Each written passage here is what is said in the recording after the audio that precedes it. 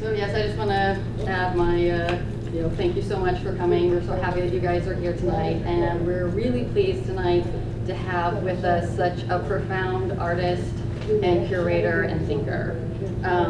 Yang Soon Min's work powerfully addresses issues such as discrimination, civil unrest, political divides, women's rights, and Korean history.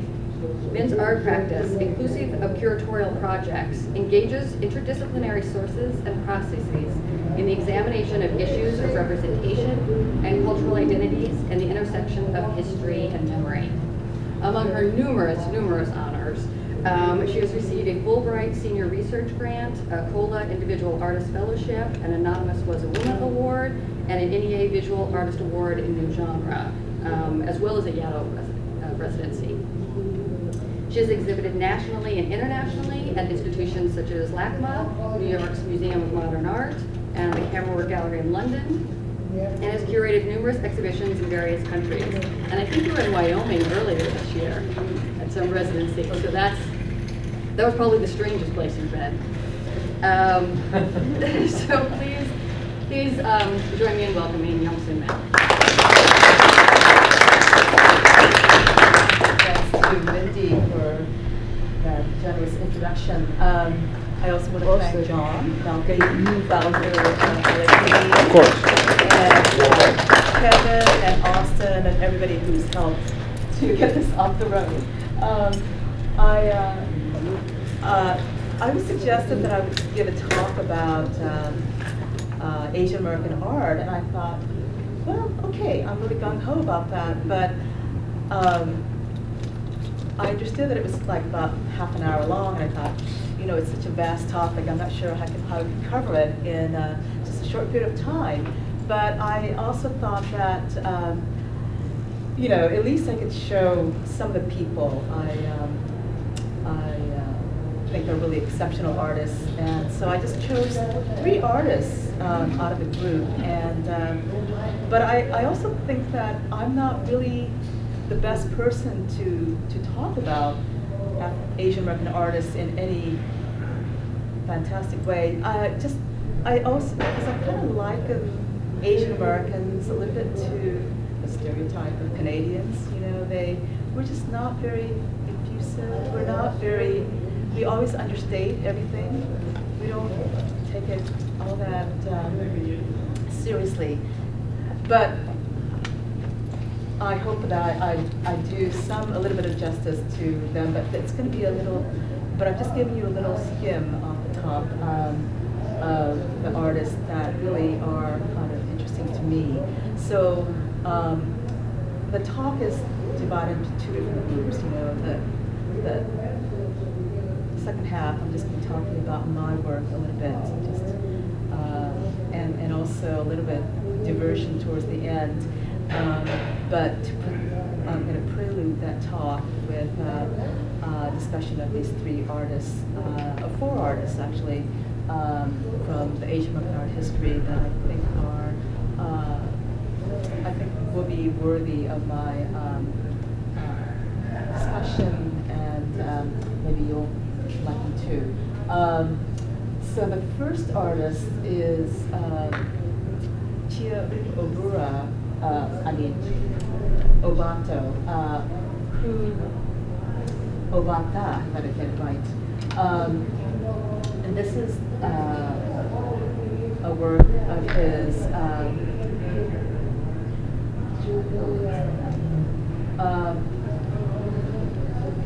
It's ostensibly a landscape, but it was also used as a cover for our history book, Asian Art History, which is a really massive book. And he was born in Japan, and he came to the States at age 17 to Seattle, and then moved down to California, and he's done a lot of landscapes, and I always like to give this one a lot of play because it's such a dynamic image, and it's no wonder that it was used for the cover. because it just seems so like he's transcended the source. So he's done landscapes, much of California, and specifically Yosemite, which he visited a number of times. I'm always trying to go to my computer, but it's not my computer, it's theirs. So, the next artist I'm going to talk about is Carlos Villa, who I've known as an artist, and this is his tattoo series. He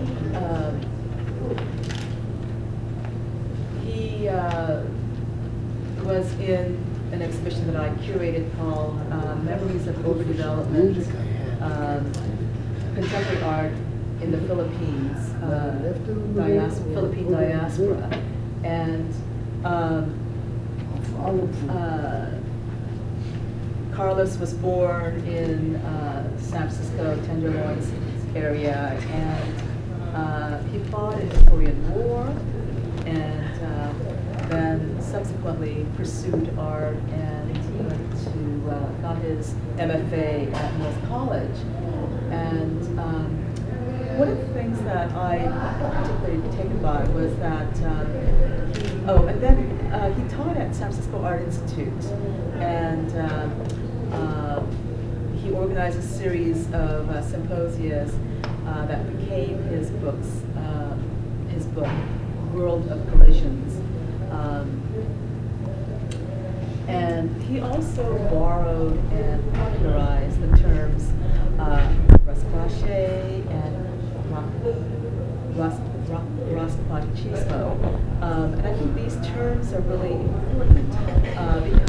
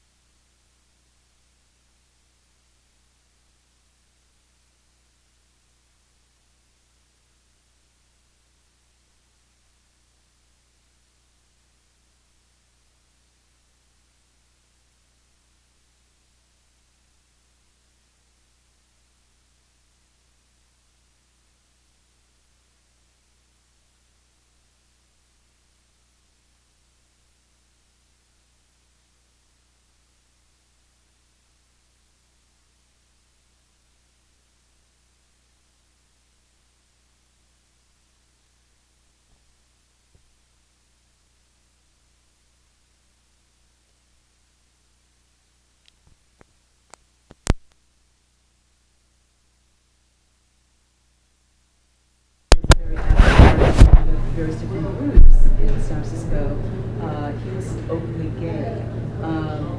And then he moved to New York City in 1978 and met Miguel Pinheiro, a poet and a playwright, who introduced him to the New Yorker Poet Society, the Lower East Side, or Lower East Side, which is reflected in this diptych painting, including some of his favorite motifs and fetishes. The firemen, the ghetto boys, brick tenements, and the constellations wheeling across the dark sky above. I think this is such an amazing work. And then he died of AIDS, AIDS complications in 1999. But there's an interesting aspect to his work, in that he was also a connoisseur and collector from graffiti to Asian 80s, he made ends meet by buying underpriced antiquities from Christie's, then selling them for a fair price at Sotheby's. And in 1994, he donated his collection of graffiti to the Museum of New York City. So with that in mind, we segue to this piece, which is a show that Dan Vu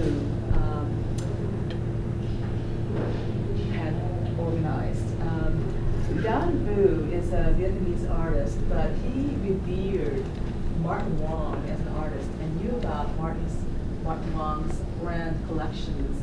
And after visiting his mother in San Francisco to see the collections, he decided, and he took a lot of big collectors there to see the show, but when they didn't move on it, he thought, well, I have a show coming up for the Hugo Prize that he won this very prestigious award. He decided to hold a grand exhibition at Guggenheim Museum of his work.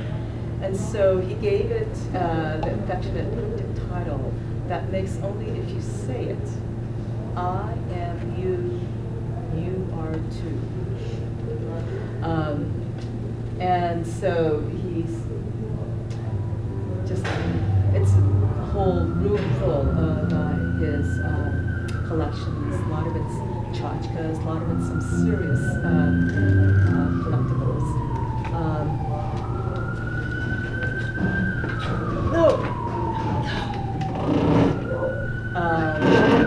This is a good way to talk about Dan Vu, because he was born in Vietnam and Denmark raised, and he's residing in Berlin mostly.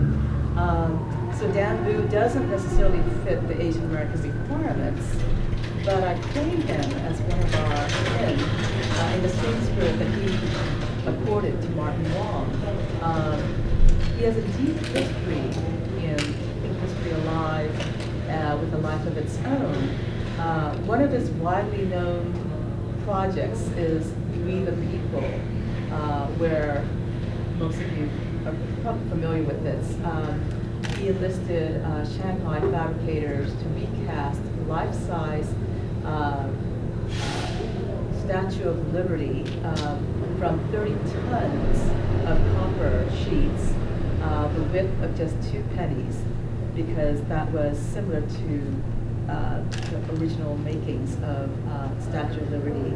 And rather than assemble the approximately 300 pieces, sections of the large statue, the artist shipped the large elements to some of the 15 sites around the world, and they're part of these various different collections. And I saw some of them in 2014 in City Hall Park and in Lower Manhattan, and some in Brooklyn Bridge Park. And this was, I believe, on the top of Chicago Art Institute Museum.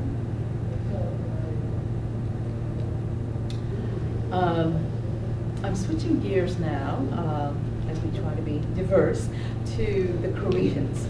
And this is Nam June Pak, of course, who's the godfather of video art.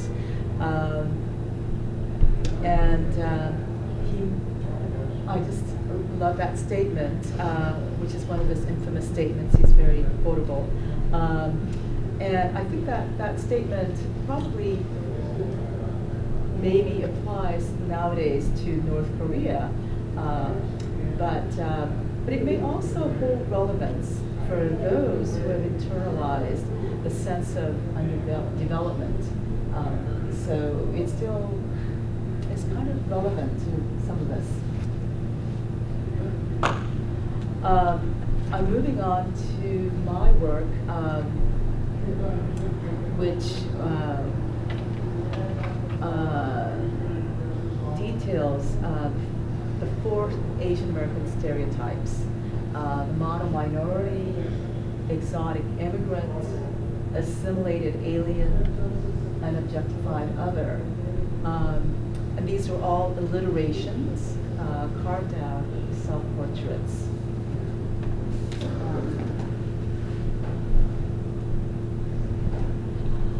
I'm going to move next to this project, which was one of the curatorial projects that dealt with Korean diaspora in 5 different sites chosen for their historic and cultural diversity. One was Almaty, Kazakhstan. Another was Los Angeles. Third was Osaka, Japan. Sao Paulo, Brazil. And then Yanji, China. These projects included exhibitions of artists, film and video screenings, as well as cultural and historic backgrounds of these places in the catalog, and we also do a symposium. I'm just going to speed through some of this work.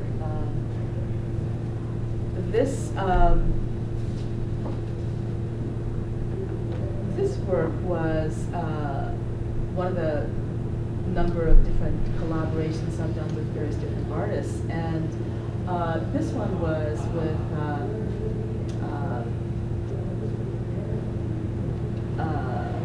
this one was held in Gwangju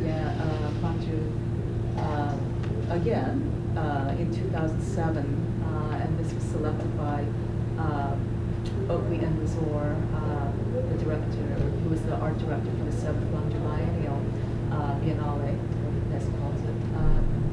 And I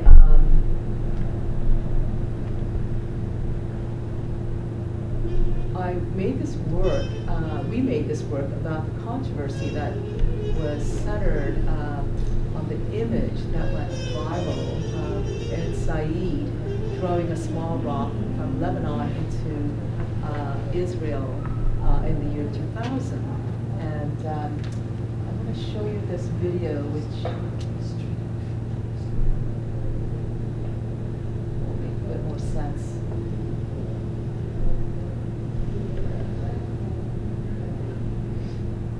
I think there's sound. Let's see.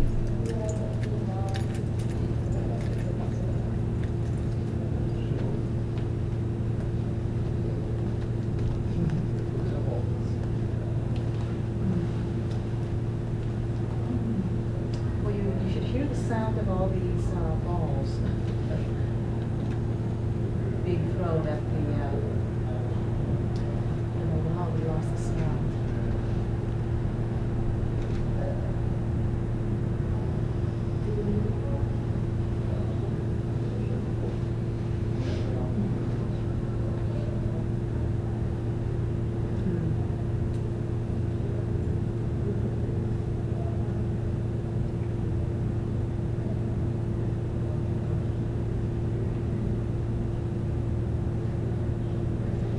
Well, I can say that all this time you're hearing the sound of these baseballs being thrown at the screen, without cracking it, and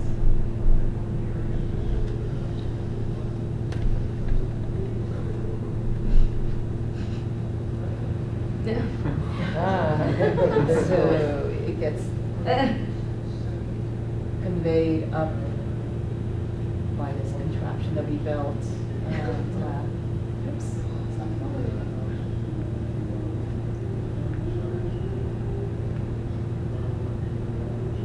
A lot got stuck there.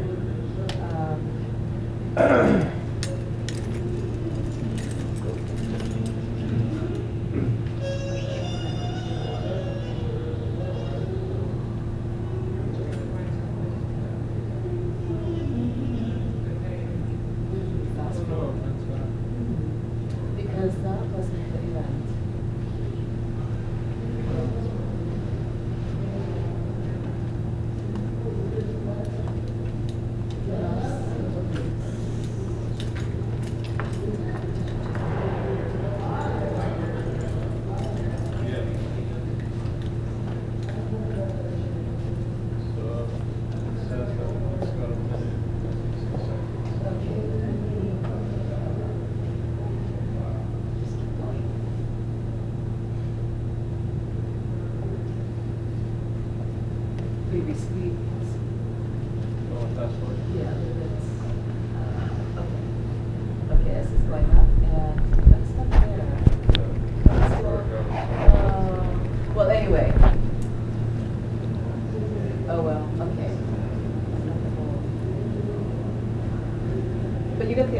that it's a structure, a triangular structure, and at some point,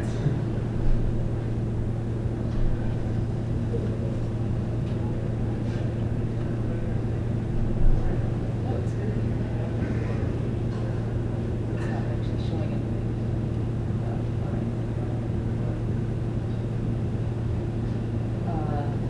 I just wanted to show you the early part of it, which so that's the image of Ed Said throwing that ball, and so there was a huge controversy over it that almost got him. He was a professor at Columbia University and got him almost unseated because a lot of people. There was a discussion whether it was really an act of violence or whether it was an act of protest, and it was just in an act of fooling around with a community of Palestinians close to the border through this wall. Anyway, it was just kind of a complicated situation, but we made it into enlarged.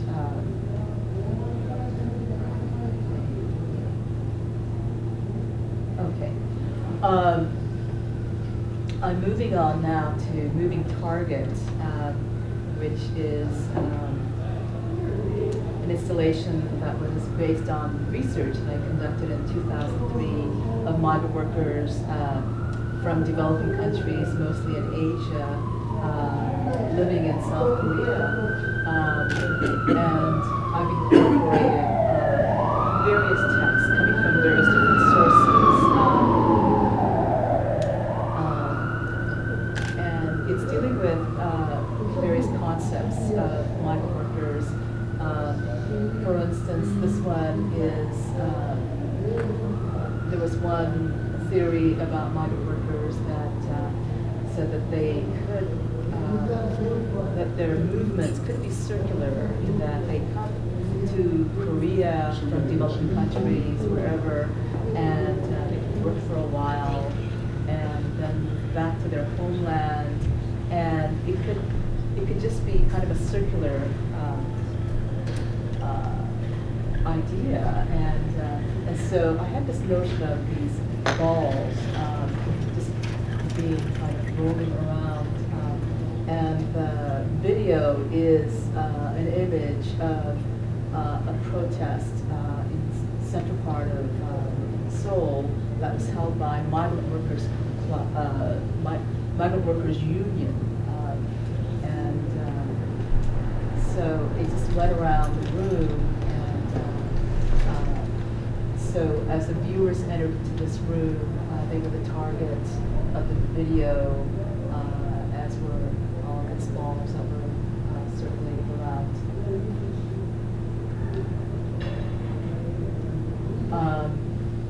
These are just video clips from, from this part on. I'm just going to be talking about North Korea because I've done a couple of different pieces about North Korea, but it's gotten me interested in doing other projects about North Korea. This video clip, these are video clips from On the Road that I did. I've shown in different places, but my voiceover narrative that's in English is translated into Spanish and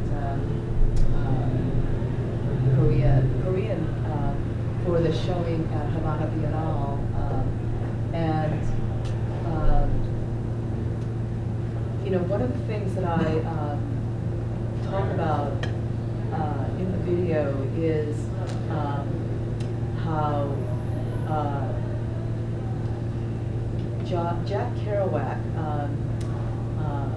So when I first started working on this project, it was in 2007, I believe, and that was around the time that there were all these revisionist histories that came out about Jack Kerouac, because it was the 50th anniversary of his publication of On the Road, and they were talking about how it took him 10 years to write this novel, On the Road, and it kind of, and it's run so contrary to the notion that many of us have of the spontaneous spirit of being on the road, but you find out that he was really interested in writing a good novel, and he was an alcoholic. He used to go for a short period of time and then would end up in a bar, and so there are lots of reasons why he didn't finish it, except finally in 10 years, and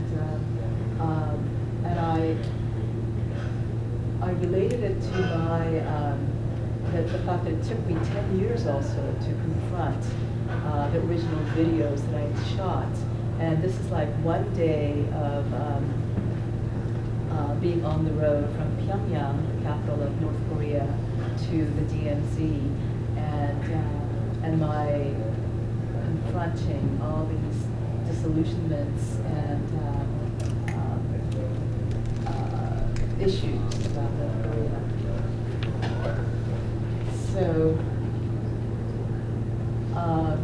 and then while I was in Havana, and this is an old Havana, I visited, I happened upon this Asian museum, and I went upstairs, and at the entrance to the upstairs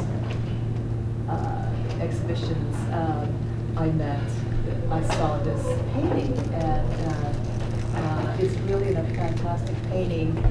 Well, not fantastic, but it's just a painting that struck my fancy, and I took lots of slides of it, or images of it,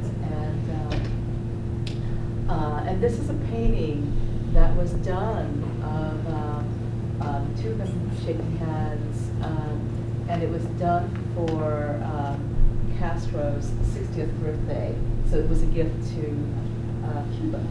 And so I made this piece that was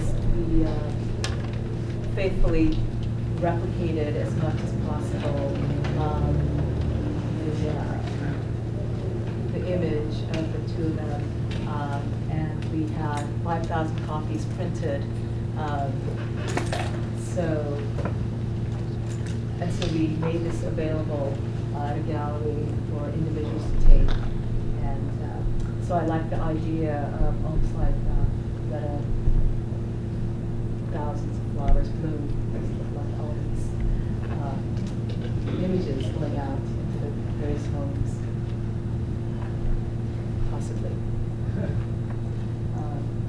And then it leads me to this image where this was when, as I was telling you about the 1998 trip that the three of us academics made to North Korea, and we had to visit this man because as soon as we landed in North Korea in Pyongyang, we were told to go to buy a bouquet of flowers at the airport, and then they took us to Nanzade, which is where you would find the statue of Kim Il-sung, who was the first president and the founder of North Korea. And so we had to give him the flowers, and then we had to bow before we did anything else for the rest of the day. And I also want to say about that piece, it was, and this was just a page for another project I was doing, but this, and I just show it because it, you have to take a good look at him. The statue of Kim Il-sung was erected in 1972 to celebrate his 60th birthday, and the statue was originally gold-plated, but was removed when the Chinese delegate advised that it was too ostentatious. So then Kim Il-sung died in 1994, and his death was really a massive event, and Koreans were devastated by his death. But I just want you to take a closer look at him because he's wearing Mao suit under the coat, and he's without glasses and with a steady look skyward. How tall is he? How tall is he? He's like 5 feet. I have a specific 5'9", 5 feet 9. No, but the statue. The statue is 75 feet tall. 75? It's really tall. And That's y'all's statue, whatever it is. yeah. And so now fast forwarding to 2012,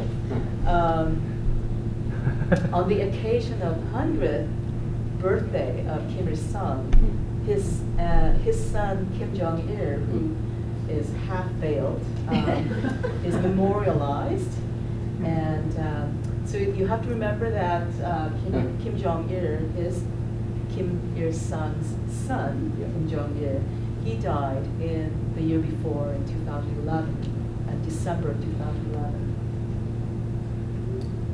And ta-da, you have the two of them together.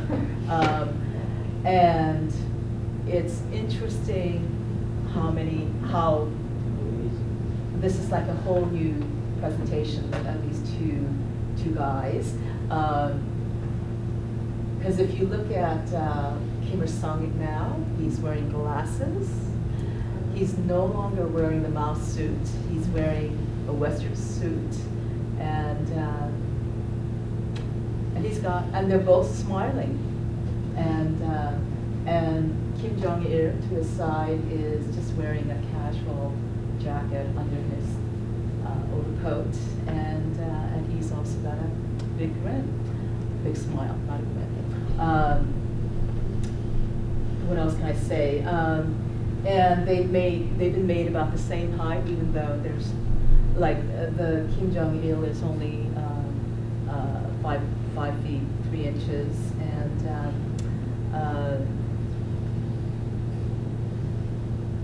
let's see what else. But you know, this was one of the several different sites where new statues have been presented, and new statues of the two of them together, because they felt that this is one way for Kim Jong-un, the current leader, who is the son, one of the youngest sons of Kim Jong-il, to develop his own legitimacy for his ruling. And so the quote is, "Our great leader, Kim Il-sung, and dear leader, Kim Jong-il, are eternally with us."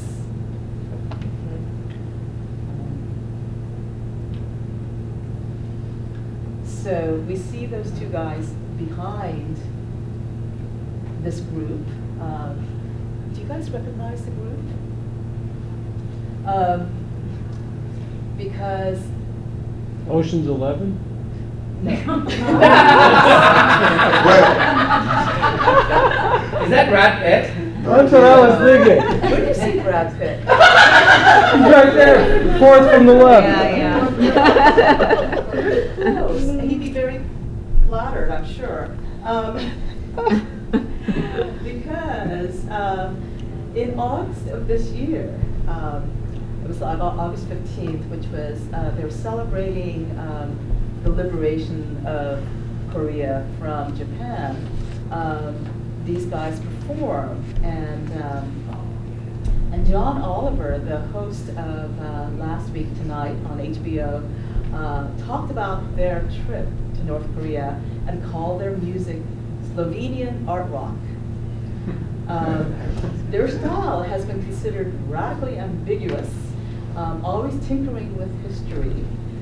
They chose to play some of their own music, but the highlight of their concert was their renditions from The Sound of Music. doing covers of those. And they did a Korean song, which I'm not sure the audience, that was their favorites. And at the end, they got a standing ovation, albeit a very ambiguous reception overall. So you guys don't recognize these people, and Slovenia didn't give it off? Do you recognize? So this is their name, Laibach, is a German name for Slovenia's capital city, Ljubljana. Ljubljana. I'm not sure if I'm pronouncing it right. And that was used during the Habsburg monarchy and during World War II occupation of Yugoslavia. This poster that you see here was digitally made up to resemble North Koreans' impeccable sign work seen in their mass games. So they made this up, but it's just like really amazing how it's been done. And so they've been together since the 1980s, and I just got on their website, and I'm a recipient of their updates. So and this is where I was going to end it actually, but I thought it was like half an hour, and so I didn't prepare anything more than this. But Would you be kind enough to take some questions then? yeah, sure. If anybody has any, well, first of all, thank you so much.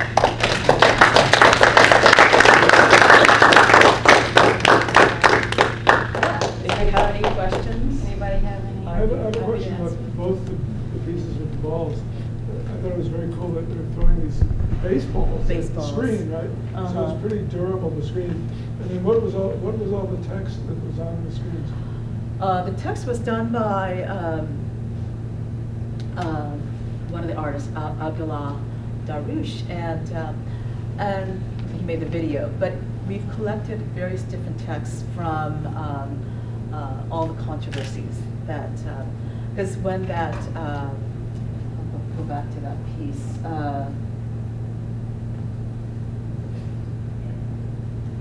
When the occasion happened, when he threw the ball in 2000, there was a photographer who happened to shoot it when he was like backing, and that just went viral, and it was just a major controversy when that got out, in terms of whether it was a violent act or whether it was just an act of protest, and so it was just then. There was kind of like a trial held at the University of Columbia. Really? Yeah. Saeed was a very prestigious professor. Yes, he was. But you know how strong the Jewish forces are. So it just became a massive debate and controversy that developed over his throw, and he went to the border with a group of kids and some of the parents, and they were just kind of fooling around, and the ball didn't land on anything actually, but it happened to fall into the land of Israel, and so that was just a major controversy. Yeah. And your other ball piece, did the big balls in the gallery, did they actually move around? They did, actually. Oops, going the wrong way.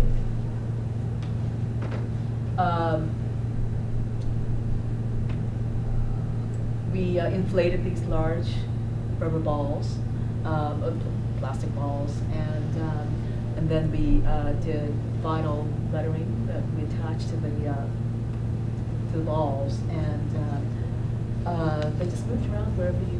So just by walking through it, You could walk around, and it depended how the guests walked around. Can you push them? Can you push them to collide into each other? You could if you wanted to, if you're violent. Yes. No, what about playful? Yes.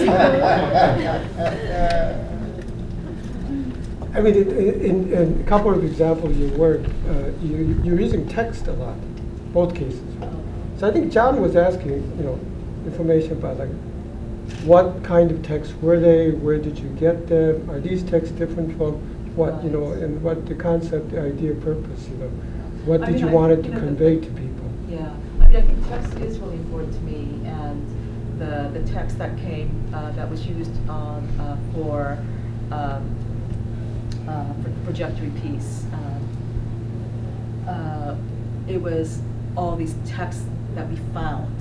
So it was none of it we made up, but. News text? Hmm? News text? News text Media and text? it was various texts that we found from the transcripts of from newspapers Related to Said related to Said, right? And at that time, Mhm. around the controversy. Oh, totally, completely. So you just picked those texts, used those texts across the street. Right. Where'd you get this? The text for this was from various sources. Some of them I made up because in 2003 I went around Seoul interviewing various different groups, of Koreans who've organized places where the migrant workers could seek refuge or go and learn Korean or various different helps that they can get. Immigrants into South Korea. Right, and but also there were some that were also taken from newspapers. In terms, in 2003 there was lots of controversy, the beginnings of lots of controversies, because Korean legislature, South Korean legislature passed a law that immigration law that you could only stay for 5 years and kick out all the overstayers, people that stay longer than that. And so that's what these guys were protesting. That's what I was shooting. They had stayed longer, and many of them stayed there like 10 years or even longer, and they were very fluent in Korean, but I wasn't. So you would say like the what we did, Gwangju curated in 2002, Biennale, was about Korean diaspora elsewhere, outside of Korea. Right. Where this one is about foreign immigrants in Korea as a diaspora within Korea, right? Right, but these are mostly foreigners. Well, some of the Koreans also from China, like the Northern Korea, Northern that we had Korea, studied. They were coming back into Korea. And, Did you deal with North Korean Kazakhstan, defectors? North Korean defectors? There might have been one or two, but they were very minimal. And so it was a lot of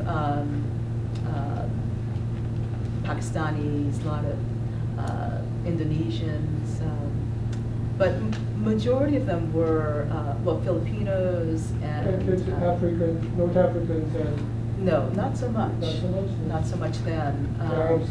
No? No, not then. And so it was predominantly workers, mostly from Asia, coming into Korea. And so, they would initially go into Japan initially, and then Korea. Koreans copied what the Japanese were doing, because the Japanese were hiring a lot of these migrant workers, mostly for doing light manufacturers, that they had, and a lot of them were supposed to be industrial Right, replacing young replacements, people. but they're not.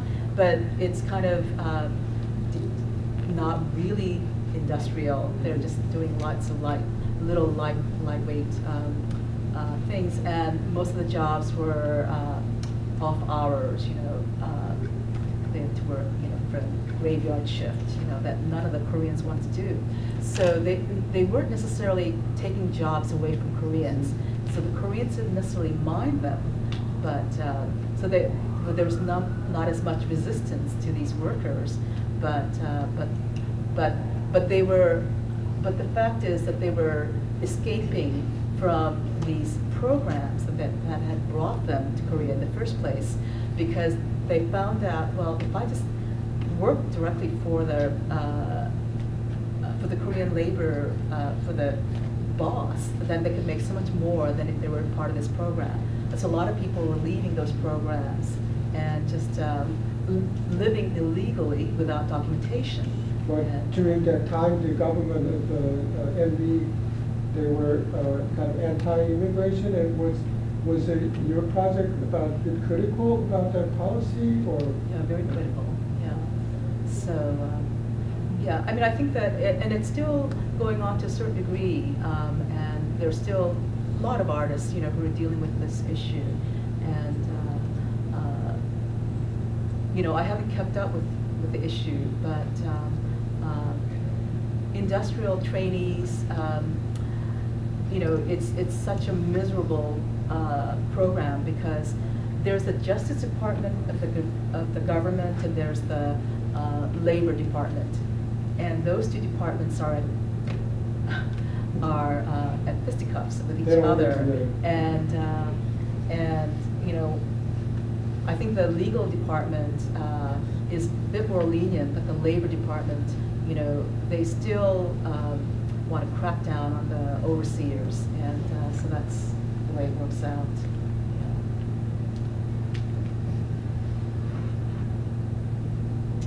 Other questions? Well, thank you again.